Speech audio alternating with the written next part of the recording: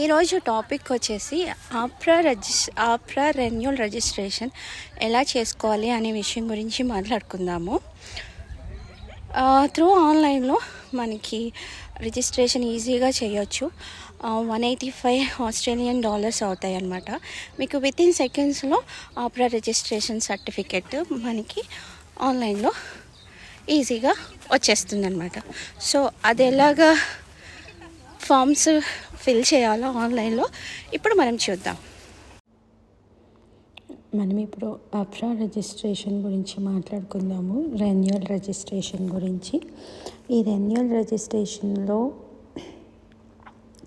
Renewal steps ఉన్నాయన్నమాట. Select application, privacy and confidentiality, contact details, mandatory disclosures, work force survey, summary of renewal, payment and application complete అనమాట. So మీకు వెబ్సైట్లోకి వెళ్ళంగానే మీకు Apra renewal registration అని ఇలాగా కనిపిస్తుంది. సో మీరు వెబ్ పేజ్లో ఓపెన్ అయిన తర్వాత మీరు నెక్స్ట్ అనే ఆప్షన్ని క్లిక్ చేయండి. క్లిక్ చేసిన తర్వాత సో నెక్స్ట్ మీరు క్లిక్ చేసిన తర్వాత privacy and confidentiality web page open అవుతుంది. సో ఈ కాన్ఫిడెన్షియాలిటీలో బాక్స్ ఉంది కదా, బాక్స్లో మీరు చదవండి మనకి అర్థం అవడం కోసం. తర్వాత వచ్చేసి నెక్స్ట్ అనే ఆప్షన్ క్లిక్ చేయండి. క్లిక్ చేయగానే నెక్స్ట్ పేజ్ ఇలా ఓపెన్ అవుతుంది. అది కాంటాక్ట్ డీటెయిల్స్ అనమాట. Your contact details, your name, profession and registration number already మనం ఫస్ట్ టైం ఆఫ్టర్ రిజిస్ట్రేషన్ చేసినప్పుడు సేమ్ ఏదైతే నెంబర్ ఉందో ఆ నెంబర్ ఇక్కడ విజిబుల్ అవుతుంది. తర్వాత నెక్స్ట్ క్వశ్చన్ వచ్చేసి are you of origin strait islanders origin అని ఉన్న చోట మీరు నో అని క్లిక్ చేయండి. మనమైతే ఐస్లాండర్స్ కాదు కాబట్టి నో అని క్లిక్ చేయండి. లాంగ్వేజెస్ ఉన్నాయి. లాంగ్వేజెస్ అన్న చోట మీకు సెలెక్ట్ లాంగ్వేజెస్, మీకు ఎన్ని లాంగ్వేజెస్ తెలిస్తే అన్ని లాంగ్వేజెస్ సెలెక్ట్ చేసుకొని యాడ్ చేసుకోండి. తర్వాత ఈమెయిల్ అడ్రస్, మీరు ఫస్ట్ రిజిస్ట్రేషన్ చేసినప్పుడు సేమ్ ఈమెయిల్ అడ్రస్ ఇస్తే అదే ఉంచుకోండి. లేదు అంటే చేంజ్ చేయాలంటే చేంజ్ అని చెప్పేసి అక్కడ మీ కొత్త ఈమెయిల్ అడ్రస్ ఇచ్చుకోండి. టెలిఫోన్ నెంబర్, కాంటాక్ట్ డీటెయిల్స్ అనమాట. టెలిఫోన్ నెంబర్, మీ నెంబర్ సేమ్ అయితే సేమ్ ఇవ్వండి, లేదు చేంజ్ అయితే చేంజ్ అయిన ఫోన్ నెంబర్ని మీరు అక్కడ ఎంటర్ చేయండి. తర్వాత వచ్చి నెక్స్ట్ ఆప్షన్ని క్లిక్ చేయండి. చేయంగానే మీకు రెసిడెన్షియల్ అడ్రస్లోకి వెళ్తుంది అనమాట. రెసిడెన్షియల్ అడ్రస్లో మీరు అంతకుముందు ఫస్ట్ రిజిస్ట్రేషన్ చేసినప్పుడు ఏమైతే అడ్రస్ ఇచ్చారో ఆ అడ్రస్ అక్కడే ఉంటే కనుక మీరు అదే కంటిన్యూ చేయండి. లేదు చేంజ్ అయితే కనుక చేంజ్ అడ్రస్ మీరు ఎంటర్ చేసుకోండి. తర్వాత principal's place of practice address అనే చోట same as my residential address above, same తర్వాత మెయిలింగ్ అడ్రస్ కూడా same as my residential address above అని మీరు క్లిక్ చేసి నెక్స్ట్ అనే ఆప్షన్ని క్లిక్ చేయండి. చేసిన తర్వాత మీకు నెక్స్ట్ పేజ్ ఇలా ఓపెన్ అవుతుంది.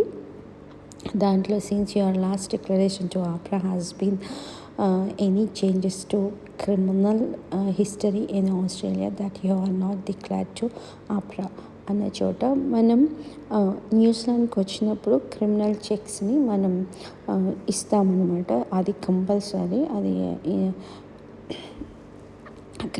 ఇంటర్నేషనల్ క్రిమినల్ చెక్స్ అనేది మనం చేస్తాము. సో కాబట్టి మనం నో అని క్లిక్ చేయండి. ఇదొకటి. తర్వాత అదర్ కంట్రీస్లో కూడా ఉన్న చెక్స్ని కూడా మనం ఇస్తాం. ఎందుకంటే ఒకవేళ ఇండియాలోనే కాకుండా వేరే కంట్రీస్లో మనం వర్క్ చేస్తుంటే అక్కడ ఉన్న ఇంటర్నేషనల్ క్రిమినల్ చెక్స్ని కూడా మనం ఇచ్చామన్నమాట. సో నో అని క్లిక్ చేయండి. సో ఇక్కడ ఉంది కదా, since your last declaration APRA has been any changes to your criminal history in one or more countries than the Australia that you have not cleared to APRA అనేసి ఉంది కదా, అక్కడ no అని click చేయండి. ఎందుకంటే మనం ఐసీహెచ్ చెక్స్ని మనం 2 ICH చెక్స్ని ఇస్తాం. ఒకటి ఇండియాని, ఇంకొకటి వచ్చి ఎక్కడైతే అదర్ కంట్రీస్లో వర్క్ చేసామో ఆ కంట్రీస్ యొక్క క్రిమినల్ చెక్స్ని ఇస్తాం. కాబట్టి నో అని క్లిక్ చేయండి. जो ये meet the NMC resistance of practice requirements అన్న చోట ఎస్ అని క్లిక్ చేయండి. ఎందుకంటే మనం లాస్ట్ 5 yearsలో 450 hours మనం ఖచ్చితంగా కంప్లీట్ చేస్తాం కాబట్టి మీరు ఎస్ అని క్లిక్ చేయండి. During your proceed period of registration have you meet the NMC continue professional development CPD agreements అన్న చోట ఎస్ అని క్లిక్ చేయండి. తర్వాత do you meet the NMC registration practice requirements relevant to your endorsement అన్న చోట కూడా yes అని click చేయండి. తర్వాత వచ్చేసి during your proceeding period of registration have you practice according to the requirement of the board professional indemnity insurance PII arrangements registration standards one practising the profession in Australia అన్న చోట మీరు yes అని click చేయండి. తర్వాత వచ్చేసి yes అని click చేసిన తర్వాత మీరు నెక్స్ట్ పేజ్కి నెక్స్ట్ని క్లిక్ చేస్తే నెక్స్ట్ పేజ్ ఓపెన్ అవుతుంది. ఓపెన్ అయిన తర్వాత మీకు if your registration is renewed do you commit a practice in according with the requirements of the Board of Professional Indemnity Insurance Arrangement Registration Standards when practicing the profession in Australia. Yes అని click చేయండి. తర్వాత do you have an impairment that affects or is likely to affect your capacity to practice the profession అన్న క్వశ్చన్కి మీరు no అని click చేయండి. ఎందుకంటే మనకి ఫిజికల్గా మెంటల్గా మనకి డిజాబిలిటీ ఏమీ లేదు కాబట్టి మీరు నో అని క్లిక్ చేయండి.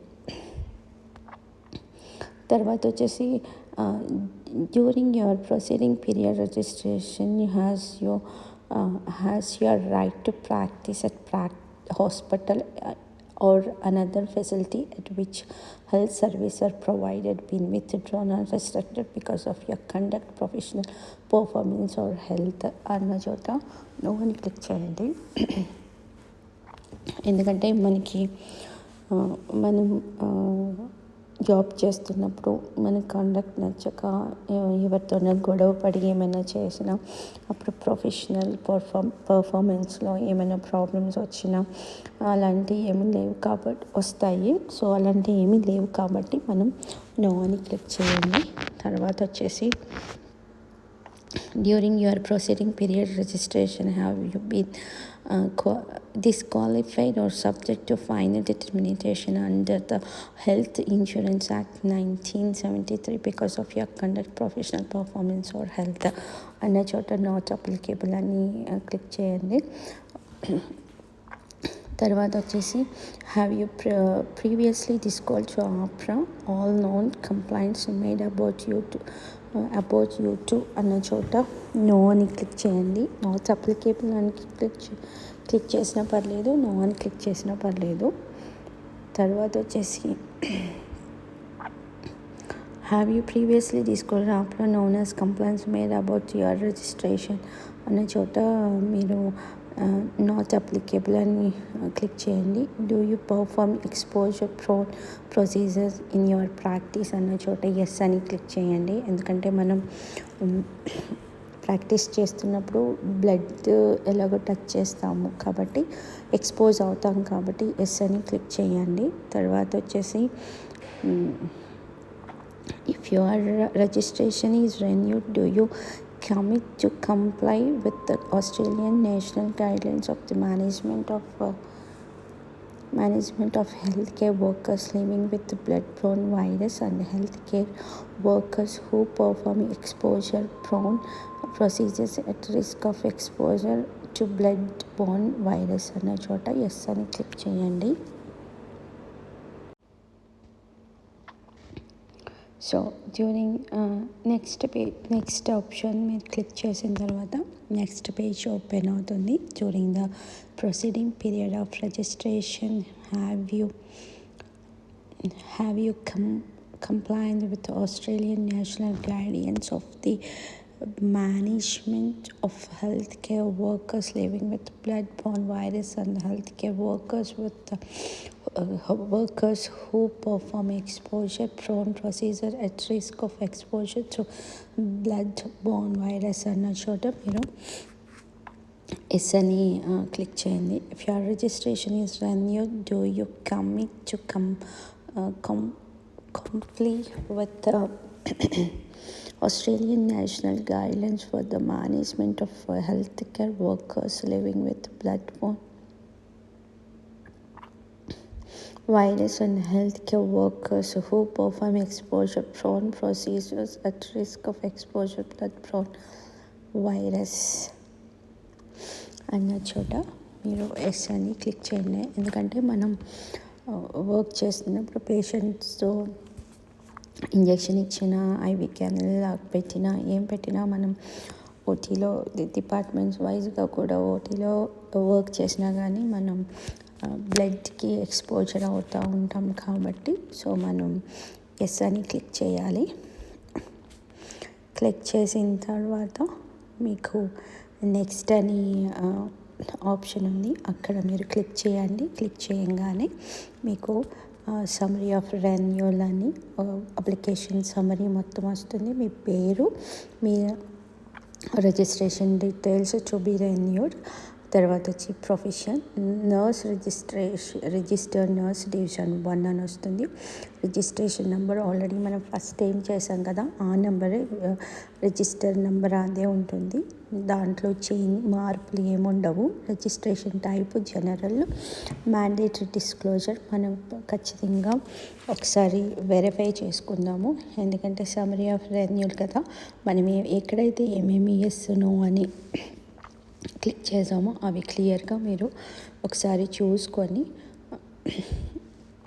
దానికి చూసుకున్న తర్వాత మళ్ళీ మీరు నెక్స్ట్ అనే ఆప్షన్కి క్లిక్ చేయండి. ఎందుకంటే మ్యాండేటరీ డిస్క్లోజర్లో మనం మొత్తం అప్లికేషన్ అంతా ఫిల్ చేసిన తర్వాత సమ్మరీ వస్తుంది.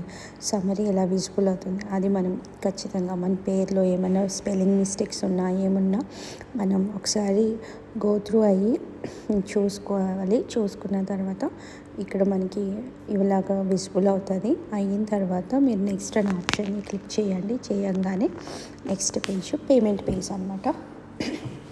పేమెంట్ పేజ్లో వచ్చేసి మీకు ఫీ టైప్ $185 అవుతాయి అన్నమాట.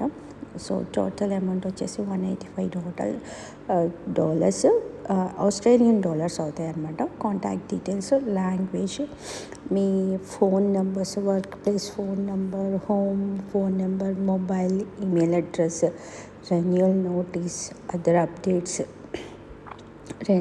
రెసిడెన్షియల్ అడ్రస్ మీ అన్నీ మీకు ఇలాగ విజిబుల్ అవుతాయి. So principal place of practice address అది కూడా మీకు ఇలాగ విజిబుల్ అవుతుంది. మెయిలింగ్ అడ్రస్ కూడా మీరు ఎక్కడైతే అడ్రస్ ఇచ్చారో ఆ మెయిల్ అడ్రస్ ఇవన్నీ మీకు ఇలా విజిబుల్ అవుతాయి అన్నమాట.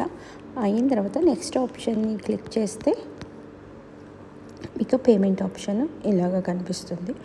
సో పేమెంట్ ఆప్షన్లో $185 ఆస్ట్రేలియన్ డాలర్స్ అనమాట. సో ఇందులో మనకి క్రెడిట్ కార్డ్ ఆర్ డెబిట్ కార్డ్తో కూడా మనము పేమెంట్ని చేయొచ్చు.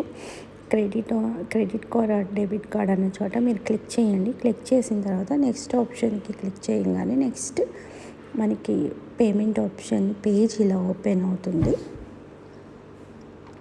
ఓపెన్ అయిన తర్వాత మీ fee type $185 Australian dollars, card holder name అంటే మీ పేరు, మీ క్రెడిట్ కార్డ్ లేదా డెబిట్ కార్డ్ నంబర్ మీరు ఇక్కడ ఎంటర్ చేస్తారు. ఎక్స్పైరీ డేట్ మంత్ ఇక్కడ ఎంటర్ చేస్తారు. తర్వాత ఇయర్, తర్వాత వచ్చేసి సివివి నంబర్ అనమాట. అది క్రెడిట్ కార్డ్ కానీ డెబిట్ కార్డ్కి వెనకాల ఉంటుంది.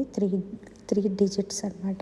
అది మీరు ఇక్కడ ఎంటర్ చేయండి. అయిన తర్వాత మీకు పేమెంట్ అప్లికేషన్ ఇలా ఉంటుంది. Your application for renewal of registration is now complete అని చెప్పేసి మీ అప్లికేషన్ ఇలాగా విజిబుల్ అవుతుంది అనమాట. సో విజిబుల్ అయిన తర్వాత మీ రిజిస్ట్రేషన్ డీటెయిల్స్, తర్వాత registration to be renewed, profession, me register number, general trap, payment summary, మీరు ఎప్పుడైతే పేమెంట్ చేశారో ఆ పేమెంట్ డేట్, ఎంత చేశారో టోటల్ అమౌంట్ ఎంతో అది, ట్యాక్స్ ఇన్వాయిస్ కూడా వస్తుందన్నమాట. సో ఇది ఇలా అయిన తర్వాత నెక్స్ట్ పేజ్ మీరు ఈ రికార్డ్స్కి పర్పస్, మనకి ఎవిడెన్స్ కోసం పర్పస్ మీరు ఏం చేస్తారంటే ఈ పేజీని మనం ప్రింట్అవుట్ తీసుకోవచ్చు అనమాట. ప్రింట్అవుట్ చేసుకొని మీరు సేవ్ చేసి పెట్టుకోండి. తర్వాత నెక్స్ట్ అనే ఆప్షన్ క్లిక్ చేస్తే సర్టిఫికేట్ ఆఫ్ రిజిస్ట్రేషన్ అని వస్తుంది. సో ఇది ఇలా కనిపిస్తుంది అనమాట. అప్పుడు me your certificate of registration is ready అని మనకు వస్తుంది అనమాట. క్లిక్ బిలో అని వస్తుంది.